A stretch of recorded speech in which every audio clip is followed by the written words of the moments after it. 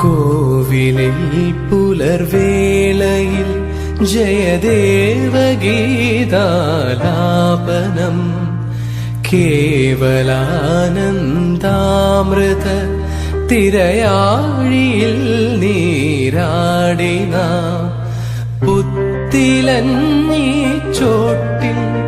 മലർമുത്തു കോർക്കാൻ പോകാം ആനക്കേറാമേട്ടിൽ ഇനി ആയിരത്തിരി കൊളുത്താം ഇനിയുമീ കഥകളിൽ ഇളവേൽക്കാൻ മോഹം ശ്രീരാഗമോ